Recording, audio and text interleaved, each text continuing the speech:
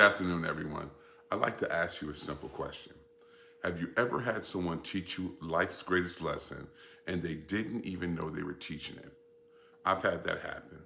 The teacher wasn't a professor, she wasn't a pastor, and she wasn't a leadership coach. She was my grandmother. I was raised by my grandparents in Rochester, New York, and my grandmother, Suli Shaw, was one of the most faithful people I've ever known. Towards the end of her life, she developed a rare disease called aplastic anemia. If you're not familiar, it's devastating. Instead of producing healthy blood, the body begins to fail. The body slowly loses the very thing that's keeping it alive, blood.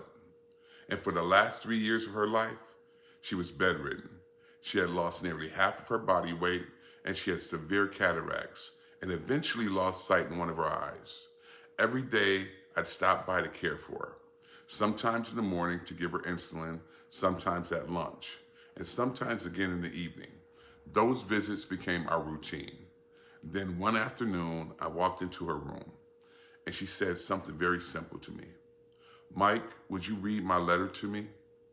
Now, I knew exactly which letter she was talking about. I'd seen those envelopes my entire childhood.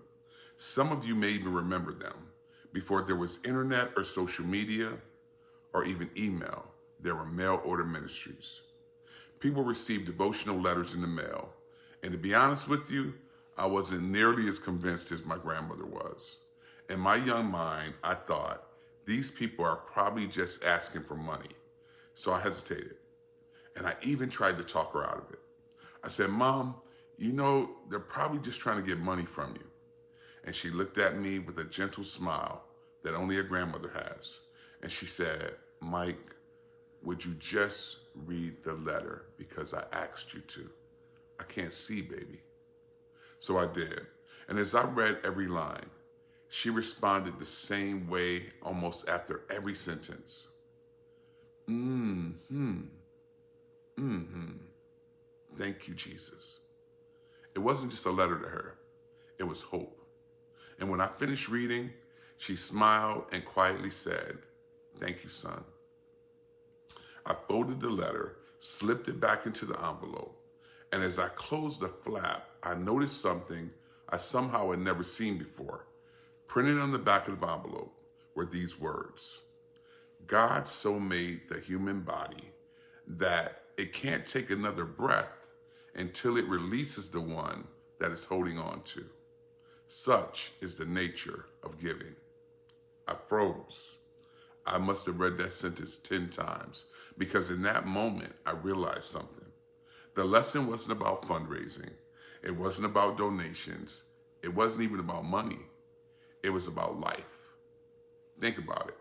Every breath you've ever taken began with letting one go. You cannot inhale until you exhale. The body itself teaches us a profound truth. Life was never designed to be accumulated. It was designed to flow. And the more I thought about it, the more I began seeing that principle everywhere. Look at nature. Winter never apologized for becoming spring. And spring doesn't cling on to its blossoms when summer arrives. And summer doesn't fight autumn. The leaves don't argue before they fall.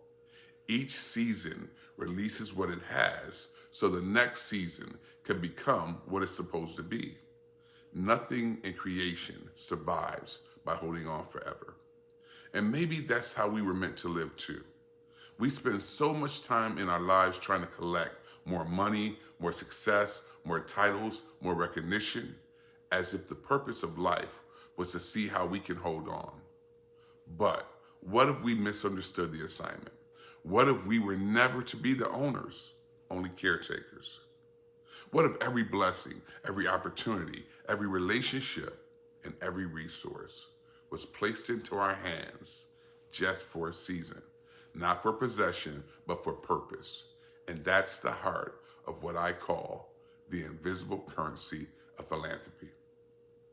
Wealth isn't measured by what we keep. It's measured by what continues to bless others after it leaves our hands. My grandmother never preached that lesson to me. She never sat me down and explained stewardship.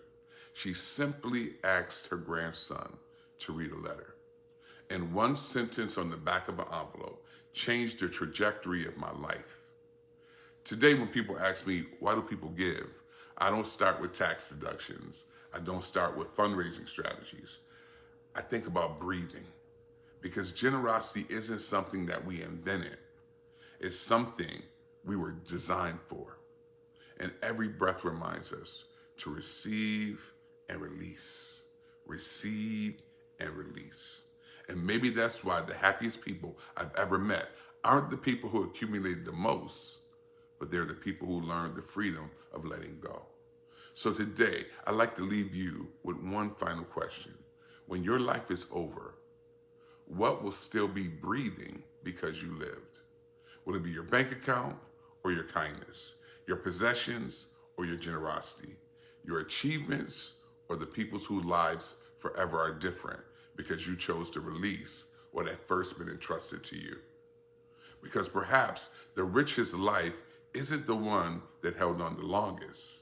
It's the one that understood that every breath, every blessing, and every opportunity was never meant for ours to keep. It was ours to steward. Thank you. Find out more about my upcoming book release at theinvisiblecurrency.com, and have an amazing rest of your afternoon.